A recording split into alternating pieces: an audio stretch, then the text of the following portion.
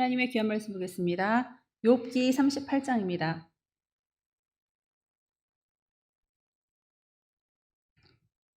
욥기 38장 1절에서 4절의 말씀을 한 절씩 교독하시겠습니다. 그때 여호와께서 폭풍우 가운데에서 욥에게 말씀하여 이르시되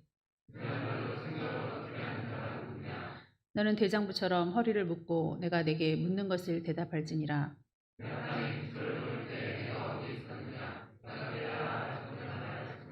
아멘. 기도하시겠습니다. 하나님 아버지, 이 땅을, 이 나라를 지켜 주옵소서.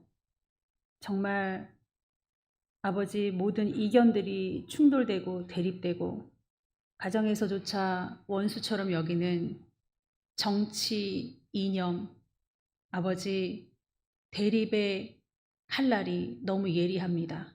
무섭습니다. 하나님, 모든 지역 감정을 내려놓고 모든 사사로운 마음을 내려놓고 양쪽을 보게 하여 주옵소서. 대장동 의혹에 휩싸인 또 한 명의 기자가 어제 죽었습니다. 대장동 관련하여 총 5명입니다. 변호사비 대납 의혹에 실마리를 먼저 풀어준 사람이 죽었고 총 6명이 이재명 대선 후보에 연관되어 있는 사람입니다. 하나님, 이제 죽음을 막아 주옵소서. 정치가 이렇게 무서워야 되겠습니까? 그러한 나라가 되지 않게 하여 주옵소서. 누가 옳고 누가 그르고가 중요한 것이 아닙니다. 사람은 무지하고 더럽습니다. 사람을 의지하는 것이 아닙니다. 이념의 싸움인데 최선이 없습니다. 차악을 선택할 뿐입니다. 잘 선택할 수 있는 지혜로운 국민들 되게 도와주시옵시고 교회가 존속되어야 됩니다. 가정이 그 기초가 흔들리면 안 됩니다. 성의 기초, 헌법의 기초가 뿌리째 흔들거리는 이념을 가지고 나타난 후보에게는 표가 없게 하여 주시옵시고 기본 질서를 지키는 하나님의 나라를 표본으로 한 민주주의를 실현하는 이념을 가진 자가 대통령이 될 수 있도록 도와주옵소서. 목사님이 금요일 날 말씀을 증거하지 못하실 것으로 알기에 기도합니다. 속으로 아버지, 조용히 백내장 수술을 하고 아버지 지금 쉬는 가운데 있사오니 목사님에게 건강 주시옵시고 성경을 볼 때에 쾌활하게 볼 수 있도록 양쪽 눈을 주관하여 주시옵시고 우리 모두 아버지 지도자와 또 가정의 호주와 아버지 우리에게 세우신 머리들을 위하여 더욱더 기도하기를 원하오니 받아 주시옵소서. 오늘 말씀을 통하여 우리에게 말씀하시는 주님의 음성을 듣기를 원하오며 예수님의 이름으로 기도하옵나이다. 아멘. 할렐루야. 코람데오, 하나님 앞에서 우리는 어떠한 말을 하는 사람이 되어야겠는가? 근데 하나님이 안 나타나시니까요. 뭐 그냥 막말하는 거죠. 뭐 내가 말을 한 대로 하나님이 들으시겠느냐 하는 건 시편에 보니까 악한 사람이 하는 말이래요. 악한 사람이 생각하는 거래요. 정말 하나님이 코앞에서 무슨 말을 하고 있지? 얘가 도대체 무슨 말을 하는 거야? 관심 있으시고 들으시는 분이 하나님이신 줄 여러분 깨달으시기 바랍니다. 그래서 불신의 말을 할 때 얘는 나를 안 믿는구나. 나를 개의치 않구나. 막 신나게 욕을 하고 혈기를 내고 막 거짓말을 토해내고 이런 사람들 보면 언니 어떻게 이렇게 교만하지? 너는 내가 없구나. 그렇게 말씀하신 하나님. 그게 뭐예요? 호람데오. 그 말을 하고 엘리후가 떠났죠. 욥은 마음으로 생각하고 있습니다. 내가 고난을 받으니까 불편하여져서 마음이 시끄러워져서 말을 좀 함부로 했다. 하나님이 그동안은 내게 너무 잘해주셨는데 내게 고난이 있으니까 내가 막말을 했네 하고 욥이 깨닫습니다. 그동안은 인간들끼리 막 티키타카 했어요. 누구 말이 옳은지 우리 마음의 상태에 따라서 엘리후가 맞네. 빌다시 맞아. 소발이 맞아. 욥이 맞아. 욥은 틀려. 이랬는데요. 오늘은 그럴 필요가 없습니다. 욥기의 하이라이트 바로 오늘입니다. 억울한 고난을 왜 당하는 것이냐? 재산을 왜 가져가신 거고 자식 10명을 왜 죽이신 것이며 온몸에 악한 종기 사회적인 격리 이런 거 왜 당한 것이냐 이거를 오늘 하나님께서 대답해 줄 줄 믿습니다. 하나님을 잘 섬기는데 왜 고난받지? 하나님 답해 주세요. 하나님이 나타나셔서 대답해 주지 않으면 풀리지 않는 거예요. 인간이 아무리 말을 해도 답이 없었잖아요. 자, 하나님은요.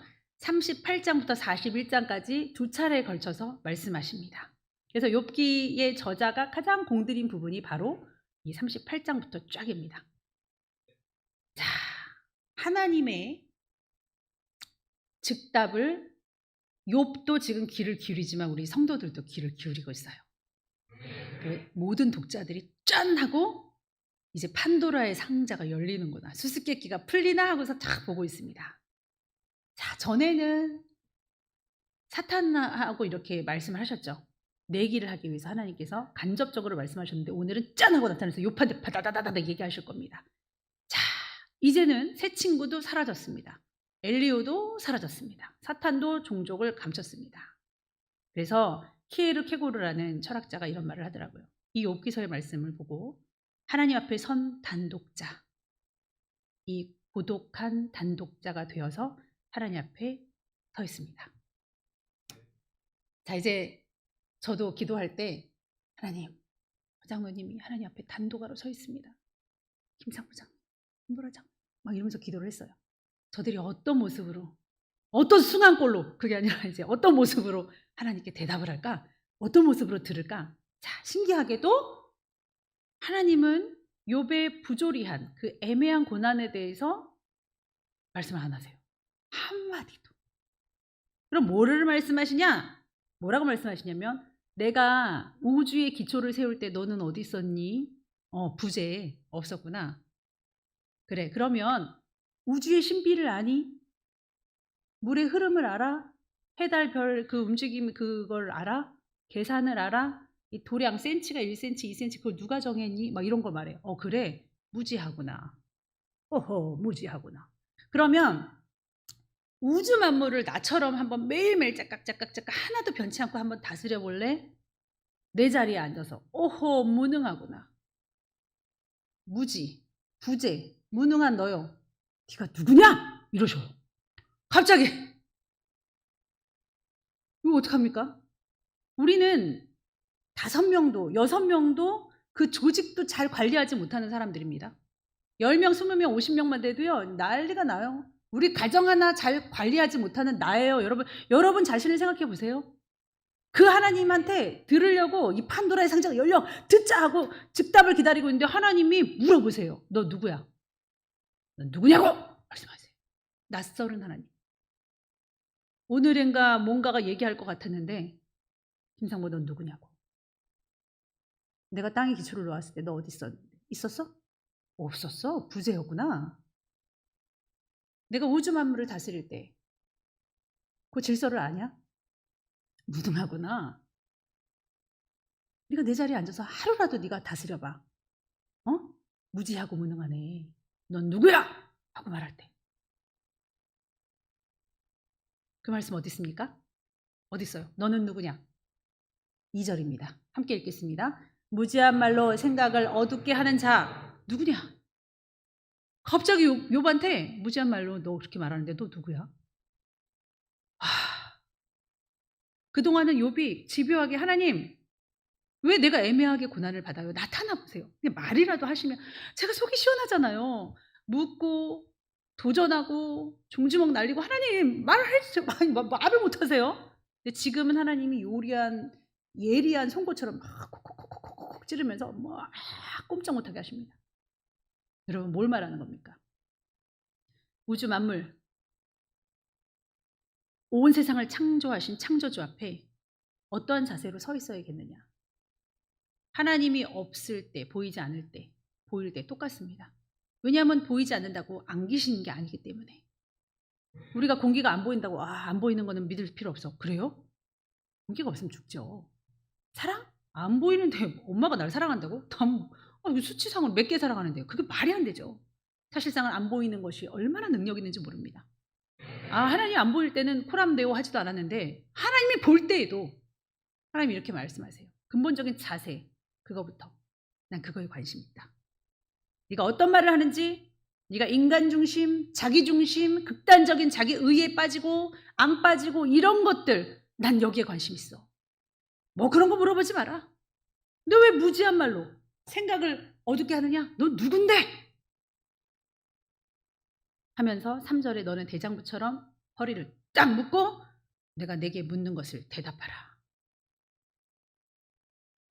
기집애처럼 하지 말고 딴 데 가서 약자에게나 큰 소리치고 내부 총질하지 말고 나한테 말하라고. 나를 상대하라고. 네 얼마나 잘났길래 네가 옳다라고 계속 주장하는데 지으신 하나님인 나를 그르다고 네가 그렇게 말하는데 맞짱 떠보자. 무섭죠? 하나님은 이런 유의 말을 꾸짖으십니다. 저도 막 두려울 때가 있어요. 아니 하나님 옆에 있는데 어떻게 저렇게 말을 하지? 어머 거짓말을 잘해. 아니 하나님 사랑의 불꽃 같은 눈동자로 쳐다보시는 걸 모르나 봐. 그러니까 간과하는 거예요 그때는. 어머머머 거짓말을 어머머머 너무 잘한다. 본인은 몰라요. 여기저기 사건들을 조합해 보니까 거짓말이 탁 드러나는 거예요. 근데 본인은 모르고 세월을 산다 이거죠. 거짓말하지 마십시오. 4절에 새 번역으로 읽어보면 이럽니다. 내가 땅에 기초를 놓을 때에 내가 거기 있기라도 했냐? 어? 내가 땅에 기초를 딱 놓을 때 너가 거기 있기라도 했어 그 말이에요. 새 번역은 딱 그렇게 나옵니다. 내가 그처럼 많이 알면 대답해 보아라. 이렇게 말합니다. 우주의 진행, 질서, 창조의 신비, 우주 만물의 신비 앞에 이건 아무것도 아니고 아무것도 알 수 없고 알아도 행할 수도 없습니다. 사람 중심, 인간 중심의 세계관, 인간 중심의 정의, 내가 옳다라고 하는 거 이걸 무너뜨리신 게 하나님이세요. 그게 뭔 소용이냐? 네? 욥이 계속 격렬하게 하나님 앞에 말했던 이유도 뭐예요? 자기가 옳다라고 하는 그 독선 때문에 하나님한테 계속 말하는 그 마음에서 비롯된 겁니다. 하나님은요 이제 엄청나게 많이 말씀하십니다. 그 누구보다도 압도적으로 더 말씀하세요. 욥은요 엄청 많이 말했잖아요. 근데 말수가 점점점 줄어들어요. 자연 만물 앞에 온 세상의 신비 앞에 지금 왜소해지고 있습니다. 38장 1절에 보니까 하나님의 임재의 상징이라고 나타나는 그 폭풍우 가운데서 욥에게 말씀하셨다고 나와 있습니다. 폭풍우. 이야. 38장 1절부터 차원이 다른 새 친구들이나 엘리후 이런 친구들의 욥의 그런 말들. 어느 때는 요 사람한테 붙었다가 어느 때는 저 사람 말이 맞는 것 같은 그런 주관도 없고 잘 알지 못해서 내 감정에 따라 움직였던 그거들과는 완전 틀리게 하나님은 완전히 수준이 다르고 인간하고는 수준이 다르죠. 그러니까 하나님이죠. 하나님은 누굴까? 하나님은 인간보다 다리가 10개래. 와! 하나님은 주먹이 뻥 나간대. 그러니까 하나님은 이런 차원이 아니에요. 하나님은 38장 1절부터 쭉 41장 끝절까지 한 3구절만 빼고는요. 무려 126절 정도를 할애해서 욥에게 말하십니다. 이런 장수는 하나님의 말이 이렇게 길었던 장수는 성경에 여기밖에 없어요. 와 너무 아름답죠. 너무 좋죠. 저는 이 하나님을 보면서 거의 끝절까지 다 공부를 마친 후에 바들바들 떨면서 무슨 기도가 나가냐면 장로님들 한 명씩 다 앉혀놓는 거예요. 어느 집사님들. 너는 누구냐? 너는 누구냐? 하나님 하시는 것 같아요. 막 소름 끼치면서. 그래서 하나님 나한테 물어봐 주시기라도 해주세요. 그렇게 기도가 나오더라고요. 그러니까 저한테 뭐 무슨 물음을 해주세요. 이게 아니라 물어봐기라도 정의하라고도 해주세요. 그렇게라도 해주세요. 뭐 너무 두려운 거예요. 하나님은 우리의 소원을 아뢰면 제깍제깍 답변이라도 해주는 그런 우리의 심부름꾼 아닙니다. 요행이도 내가 좀 잘했더니 하나님이 탁 해주는 그런 키다리 아저씨가 아니에요. 하나님은 하나님이십니다. 폭풍 가운데 나타나서 말했던 폭풍 플러스 번개 가운데 나타나서 말씀했던 그 부분이 모세 앞에 그렇게 나타나셨거든요. 귀가 쩌렁쩌렁 너무 무서운 거예요. 그것만으로도. 에스겔에게서도 그렇게 나타나셨습니다. 하나님의 임재의 상징이요. 하나님의 권위의 말씀의 상징입니다. 폭풍 가운데서 욥에게 말씀하여 이르시되, 여러분, 하나님이 이렇게 우리에게 말씀하실 날이 옵니다. 이제 곧 와요. 함부로 우리의 인생을 논단할 수도 포기할 수도 없는 이유입니다. 하나님한테 그 물음을 들어야죠. 여러분, 일희일비하지 마십시오. 스펙이 적다 해서, 돈이 없다 해서, 뭐해서 힘들다고 해서 내 인생을 포기할 필요도 없고, 그게 다가 아닙니다. 너는 왜 네가 다 안다고 생각하냐? 그래, 알면은 변하게 할 수 있느냐? 대한민국에 네가 태어나고 싶어서 태어났어? 여자, 남자, 네가 골랐니? 네가 머리를 한 토락도 희고 검게 할 수 있니? 지금 그 근본적인 얘기를 하시는 거예요. 그러니 함부로 우리가 입으로 막 논단하는 말들이 얼마나 우스꽝스럽냐 이거예요. 폭풍어, 모든 소리를 압도하는, 제 소리는 들리지도 않고 하나님의 소리를 걷어갈 수, 잠재울 수도 거역할 수 없습니다. 하나님이란 존재는 카페에서 커피 한 잔씩 시켜놓고 둘이 이렇게 상대할 수 있는 그런 존재가 아니에요. 하나님은 그런 대상이 아닙니다. 욥이 질문한 거에 대해서, 욥아, 네가 고난에 대해서, 애매한 고난에 대해서 알고 싶지? 1번, 이래서 2번, 3번 아니에요. 오히려 하나님은 너 누구야? 그리고 이렇게 했어? 저랬어? 하고 물어보셔요. 그러니까 욥은 너무 충격을 받는 거예요. 왜 나한테 질문하지? 여러분 따라하십시오. 진정한 질문자는 내가 아니고 하나님이다. C.S. 루이스라는 목사님 계십니다. 그분이 뭐라고 하셨냐면, 고대에는 재판석에 하나님이 앉아있고 피고인 자리에 우리가 있었습니다. 그래서 피고인이 재판석으로 나오는 형국이었는데 지금 바뀌어 있습니다. 인간들이 재판석에 앉아서 판단을 하고요. 피고인 자리에는 하나님이 앉아서 하나님 말씀해 보세요. 잘하면 무죄도 선고할 수 있어. 자, 우리는 또 마음이 넓기 때문에 설명만 잘하면 또 용서가 가능하다니까. 왜 누구는 가난하고 누구는 부자야? 왜 누구는 고난을 주고 왜 이렇게 대답해 보세요. 여러분, 아니에요. 언제나 질문자는 하나님이십니다. 3절에 보면 하나님께서 뭐라 그랬습니까? 너는 대장부처럼 내가 내게 묻는 것을 대답할지니라. 여러분, 하나님과 사람 사이에 아무도 없을 것 같죠? 무지무지 많은 사람들이 있습니다. 그래서 그것을 영향을 받는데요. 하나님이 우리에게 물어보시면 옆에서 톡 튀어나와서 목사님은 그게 아니고요. 이랬어요. 영향받지 마십시오. 하나님은요, 너 대장부처럼 나한테 말해봐. 온 세상 사람들이 있지만 하나님은 내 대답을 원하십니다. 직선적으로 꽂는 거예요. 핸드폰 하면 너랑 나랑이지 옆에 있는 사람 잡음으로밖에 안 들립니다. 세 명의 친구 말 말고 엘리오 말도 말고 욥아 네가 말해봐라. 주님이 이렇게 물어보시면 여러분 뭐라고 말할 거예요? 아내가 톡 튀어나와서 우리 남편은 믿음이 없어서요. 사실은요 우리 남편이 이래서 이랬고요. 저래서 저래. 아니! 그런데 너는 어떠냐고. 네 의견은 어떠냐고. 코로나여서 지금 아니! 코로나인데도 너는 왜 이랬냐고. 너는 왜 굳이 교회에 나왔냐고. 주님 사랑해서입니다. 듣기를 원하세요. 직선적으로 대답하십시오. 다른 사람이 아무리 핑계대도 상황 다 필요 없어. 그런 상황 속에서도 안 하는 사람도 있거든요. 들어보겠다는 거예요. 너 왜 화냈어? 아니요, 거기는 하나님이 없다고 누가 조용해. 친구는 조용하세요. 엘리오 조용해. 화장단님 이정희 목사님 편 들지 마세요.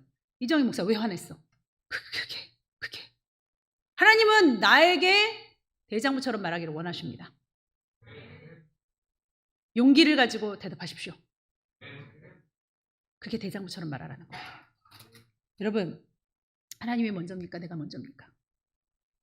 하나님이 먼저예요. 내가 먼저고 하나님이 나중이겠습니까? 전혀 그런 게 아니라는 거예요. 그러면서 하나님은 계속 설명합니다. 우리가 읽진 않겠지만 바다가 교만해가지고 확 물이 막 넘치게 그런 거 없잖냐. 그거 누가 정했는데. 매일매일 뜨거워지는 별 해달 누가 했는데? 파도는 어떻고? 31절에는 별, 우주 막 이런 거를 말씀하시는데 그 넓은 우주와 그 세상 속에 나는 너무나도 작은 존재였다라는 거예요. 그걸 하나님이 얘기하시는 거예요. 대자연 봐봐, 하늘을 봐봐, 너가 보이기나 하냐? 이러시는 거예요. 아세요, 여러분. 내가 어떤 존재인 걸 아시기 바랍니다. 그런데 이런 존재를 하나님이 내게 어떻게 대하셨는지를 보면 기가 막힌 거예요. 먼저 알아야 돼요. 내가 작은 존재임을. 그 70억 넘는 인구 중에서 됐어, 얘가 보이긴 하네. 특출나게 뭘 잘합니까? 내가 하나님 앞에 정말 잘한 게 있습니까? 그중에 내가 너를 굳이 사랑해야 될 이유를 대라. 없어요. 근데 이렇게 위대하신 하나님, 그렇게 작은 나에게 얼마나 하나님은 자상한 하나님인지 보여주고 계십니다. 39절에서부터 41절에 보니까 우리가 알고 있는 가축들, 조그만 미물들, 짐승들에게도 하나님은 먹이게 하십니다. 먹이신다 이거예요. 하물며 우리일까 보겠습니까? 아니, 천지 만물을 기초를 놓으신 분이 우리의 인생의 기초 계획 없으셨겠습니까? 걱정하지 마세요. 우리가 안 될 뭘 어떻게 하겠습니까? 그러면서 주님이 이런 것들 네가 먹이냐? 내가 다 하는데 이렇게 크지만 쬐끄만 미물들도 내가 다 먹인다. 황명환 목사님이라는 분이 이 욥기 설교를 굉장히 잘하셔서 저도 많이 도움을 받습니다. 이분이 이 38장을 보면서 성인이 되어서 엄청 충격을 받은 거예요. 헐, 이런 거예요. 왜냐하면 한 초등학교 2학년쯤에 방학 때 가서 시골에 갔는데 외할아버지가 이제 나가서 놀자고 이제 나가는데 그 전선 위에 막 까마귀들이 막 앉아 있는 거예요. 그래서 까까까까 막 하는 거예요. 그러니까 그 어린 초등학생이, 이 목사님이, 할아버지 왜 이렇게 까까거려? 그거 다 이유가 있지. 이유가 있다고? 뭐 이유가 있어? 그냥 까까거리는 거지. 다 이유가 있어. 그럼 그 외양간에 송아지도 매 이거 다 이유가 있겠니? 그럼 다 이유가 있지. 뭔 이유인데요? 그거는 기도하는 거지. 기도하는 거? 응. 이러니까 할아버지도 이러셨대요. 하나님, 양식을 주세요. 하나님, 먹을 것을 주세요. 기도하는 거예요. 그러면서 그 말이 너무 충격적이었다는 거예요. 그리고 잊고 살았는데 오늘 41절에 이 말씀이 있는 겁니다. 우리 함께 읽겠습니다. 41절입니다. 까마귀 새끼가 하나님을 향하여 부르짖으며 먹을 것이 없어서 허우적거릴 때에 그것을 위하여 먹이를 마련하는 이가 누구냐.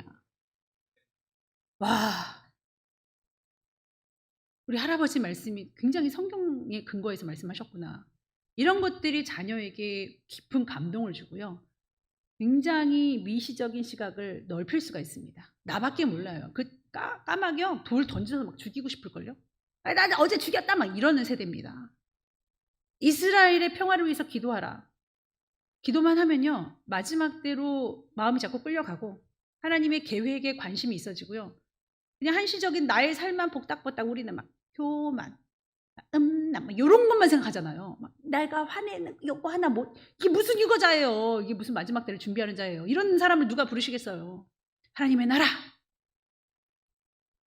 창조주 하나님의 뜻, 교회의 계획하심, 자녀들의 역사, 이런 거를 향해서 마음이 막 넓혀지더라 이거예요. 이런 거 하나를 봐도 마음이 넓어지는데, 그래서 우리가 여행을 갔다 오거나 그러면 배움이 되게 크고, 어른들하고 얘기하면은 좀 이게 생각이 와이즈해지고 좀 쉼을 얻을 수 있고 그러나 봐요. 하늘도 바라보지 못했던 사람이 다 내려놓으니까 이제 죽을 날이 되면은 막 마지막 입새 보면서 막 하늘을 막 바라보게, 아, 하늘이 저렇게 이뻤구나, 구름이 저런 거였어, 막 이러지 않습니까? 그러니까 욥이 생각하는 거예요. 나는 내가 고난을 당하니까 내가 생각이 어두워졌어. 내가 무지한 말을 한 거야. 어떡해. 이러고 있는 겁니다, 지금. 하나님이 말하니까 이래지는 거예요. 너무 고맙죠? 그 하나님 만나시기 바랍니다. 아멘. 네가 마음이 좁아졌어. 네가 어두워졌어. 네가 무지해졌어. 안 그렇게 되는 방법 알려줄게. 하늘을 봐, 하늘을 봐. 세상 만물을 봐. 그 하늘, 그 세상 만물 중에 네가 얼마나 작은지를 느껴봐. 그 작은 너를 내가 사랑한다.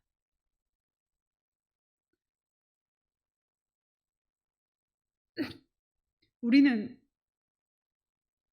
언젠가 이렇게 하나님 앞에 서게 되겠죠. 욥처럼. 언젠가는 씁니다. 한 번은 서게 돼 있어요. 그러면서 우리의 인생에 대해서 물을 거예요.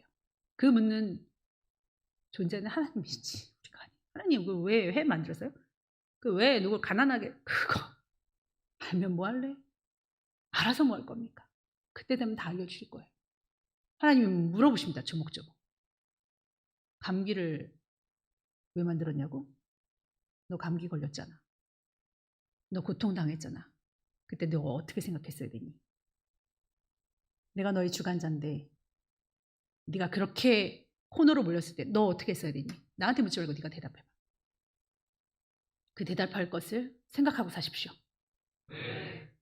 우리가 명심해야 될 것은 불완전한 존재라는 거. 그거 인지하고 그걸 확실히 인정하십시오. 그러나 우리의 시선은 완전하신 하나님 앞에 둬야 됩니다. 하나님을 바라봐야 됩니다. 하나님의 사람의 무게중심은 완전한 하나님이지 우리 자신이 아닙니다.